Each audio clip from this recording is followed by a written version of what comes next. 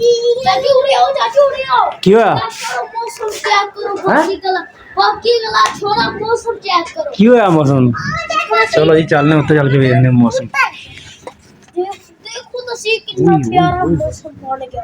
प्यारा तो खतरनाक मौसम बनया पे बारिश वाला होवे। मैं नहीं आना। हैं? मैं नहीं आना। कैसे समंदर है? हैं? कबूतर भी उड़ रहे हैं। पूरा चाची मोटी-मोटी बारिश होने बारिश भी आने लग पई। बारिश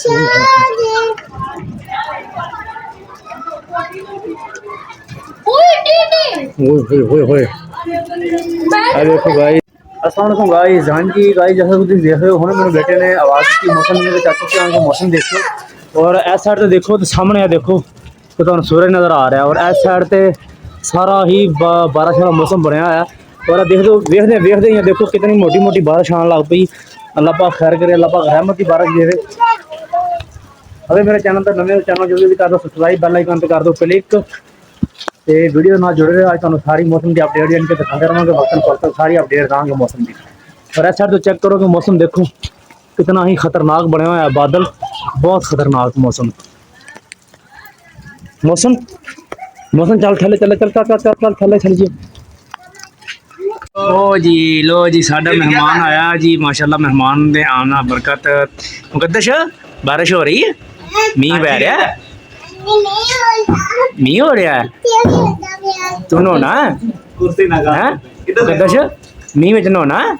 ओ तेरी खैर भई, तेरी खैर भई, ओ तेरी खैर भई, ओए ओए ओए ओए। चेक करो जी, बारिश थोड़ी जी हुई और उस तो बाद यह सारा एरिया साफ और इधर देखो चिट्टे बादल ऊपर और थले फिर काले बदल बारिश आड़े तिल्लून आड़े चिट्टे बदल। मौसम देखो कितना प्यारा लग रहा है, पर जिमें भी है ना मौसम आखिर आफरीन। इधर होया जी मौसम बारिश वाला ते कबूतरबाज अपने रंग रलियां दे विच मसरूफ ने। चेक करो गाइस, यह लुक जी है ना बदल दी तेड़ी पट्टी जी देखो किस तरह लग रही।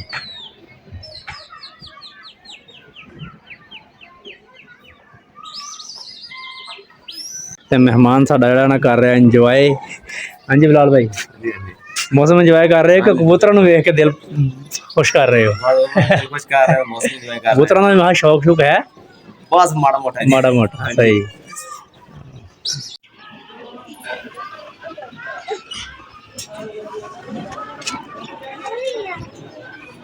चलो चलो इधर चलो देखो। शाबाश। हैं? हाँ थले इधर चलो। देखो बेबी, बेबी इधर देखो ताबिल्ली। अच्छा इधर देख, मेरा देखी। अच्छा मेरा देखी। कौन रोंदा पिया थले? कौन? हसन। हाँ अच्छा इधर देखी। वी कितना देर है?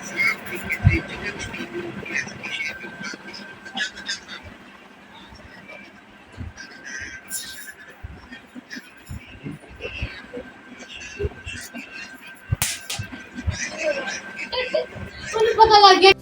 The next day. देखो किसी पता नहीं केड़े न्याणे किसी ने कोई चवल मारी बगैर थी, कोई ढक्कन खोल के लै गया। लाग थोड़ा जिहा खराब सी, किसी ने न्याणे ने हथ मारिया रिपोर्ट पर, सारा प्लान बर्बाद हो गया।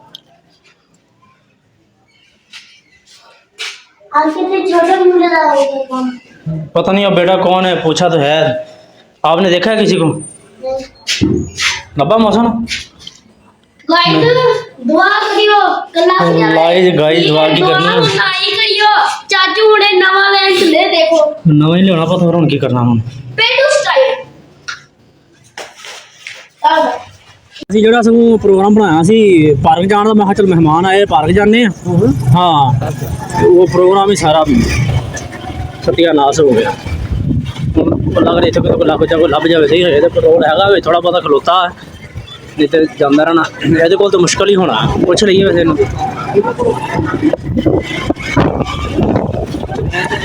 कहने कि नाती धोती रह गई मक्खी नग से बह गई लेकिन हरकत बहुत गंदी है। माँ बाप को चाहिए कि बच्चों को थोड़ी अच्छी तरबियत दें। रमजान शरीफ हो सकता दुकाना भी बंद हो गई हूँ।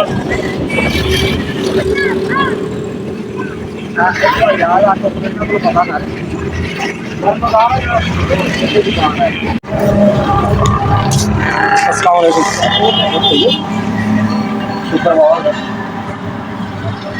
वो तो दे ठीक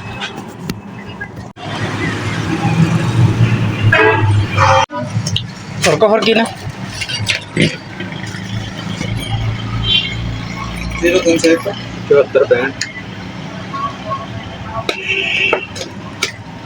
बाकी सही लगता दिनों का टुकता ही कवर ही करना वैसे वो थोड़ा रख दिया वो भी सही है बहुत सही। ठीक है जी पहले करो जी।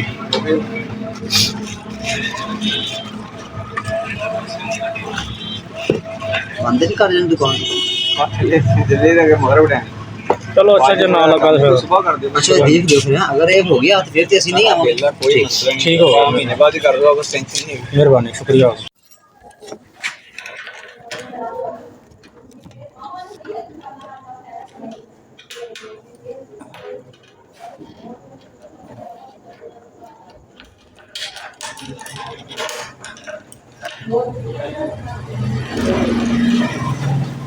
मैं लगता टैंकी का ना थोड़ा जिहा इत्थों कोई मसला है जिहड़ा ढक्कन अड़ जाता है ना जो छोड़ छोड़ जां ते लै चलिए थोड़ा चेक करा के फिर को तो मुँह बह गया थल्ले थोड़ा जिहा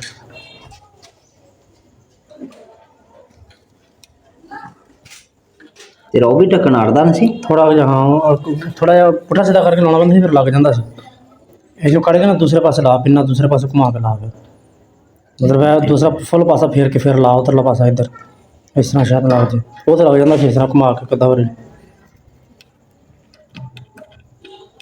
ना तो टैंकी का थोड़ा है ना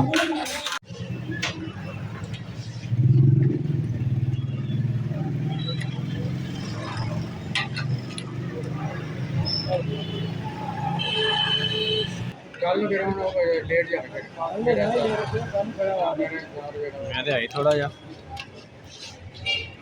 चिश्ती साहब काम पक्का करना है ना देश बस दस्ती जुगाड़ ला दो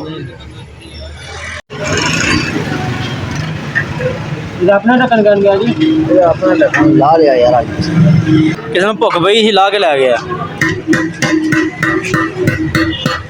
मैं सगों कल आना कल मेरा दिन सी यार वही ना मैं नाले पूछा मैं ना हाँ हाँ वो टेक ला के मोटरसाइकिल नाल खड़ी है मंगन वाले सी मंगन वाली सी माई ਜਿਹੜੀ ਸੀ ਥੱਲੇ ਬੈਠੀ ਸੀ अच्छा ਤੇ ਜਿਹੜੀ ਉਹਦੇ ਨਾਲ ਬੱਚੀ ਸੀ ਨਾ हाँ हाँ ਉਹ टेक ਲਾ ਕੇ मोटरसाइकिल ਖੜੇ ਸੀ ਤੇ ਮੈਂ ਮਾਈ ਥੱਲੇ ਜਾਂ ਉੱਚੋਂ ਪਾ ਕੇ ਉਹਨੂੰ ਗੁੱਡਾ ਜਿਹੜਾ ਸੀ ਇਹ ਥੱਲਾ ਲਾ ਕੇ ਬੈਠੀ ਹੈ हाँ हाँ ਉਹਨੇ ਜੇ ਮੇਰੀ ਭਾਬੀ ਨਿਕਲੀ ਤੇ ਉਹਨੇ ਉਹਦਾ ਨਾ ਕੇ ਨਾ ਉਹਨੂੰ ਚਾਵਲਾਂ ਦੇ ਸਾਬਰ ਦੇ ਸਾਬ ਤੇ ਦੇ ਕੇ कहना नहीं चाहिए हो सकता है लेकिन ना जैसे कि मेरे नाल खुद साडे नाल बीतिया है इस तरह का वाकया मैं दसांगा फिर कि हुण असीं कह के हो सकता किते होर तां हो लेकिन मंगना नहीं उम्मीद की जा सकती है मेरा तो कुछ भी उम्मीद की जा सकती है इन्हां लोकां तो ना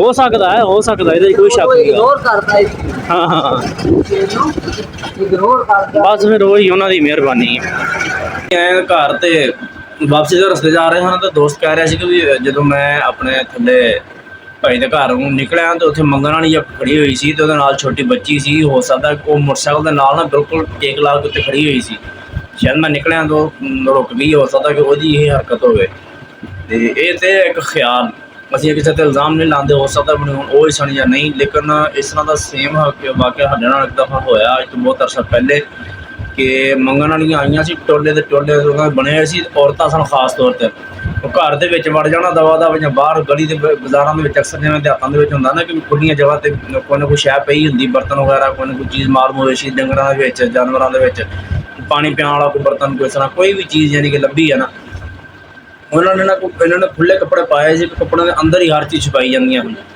साडे नाल एक दफा इस तरह वाकया होया और रियल वाकया होया ਤੇ ਬਹੁਤ ਲੰਮੀ ਕਹਾਣੀ ਬਣ ਜਾਣੀ। ਹਰ ਤੁਹਾਨੂੰ ਮੁਖਤਸਰ ਦਾ ਸੁਣਾ ਦੇਣਾ ਕਿ ਵੀ ਫਿਰ ਔਰਤਾਂ ਦਾ ਜ਼ਿਆਦਾ ਪਿੱਛਾ ਕੀਤਾ ਗਿਆ ਸਾਡੇ ਘਰੋਂ। ਉਦੋਂ ਪਿੱਤਲ ਦੇ ਜ਼ਮਾਨੇ ਪਿੱਤਲ ਦੇ ਬਰਤਨ ਦਾ ਜ਼ਮਾਨਾ ਹੁੰਦਾ ਸੀ ਬਹੁਤ ਜ਼ਿਆਦਾ, ਤੇ ਉਹ ਸਾਡੇ ਘਰੋਂ 2 ਬਰਤਨ ਚੁੱਕੇ ਗਏ ਪਿੱਤਲ ਦੇ। ਇਸ ਤਰ੍ਹਾਂ ਹੋਰਾਂ ਲੋਕਾਂ ਦੇ ਵੀ ਘਰੋਂ ਕਾਫੀ ਸਾਰੀਆਂ ਚੀਜ਼ਾਂ ਚੁੱਕੀਆਂ ਗਈਆਂ। ਫਿਰ ਔਰਤਾਂ ਦਾ ਜਦੋਂ ਪਿੱਛਾ ਕੀਤਾ ਗਿਆ ਨਾ, ਭੱਜੇ ਸਾਰੇ ਬੰਦੇ ਵੀ ਇੱਧਰਲੇ ਪਾਸੇ ਨੂੰ ਗਈਆਂ, ਪੁੱਛਦੇ ਔਰਤਾਂ ਜਾ ਘੇਰਿਆ।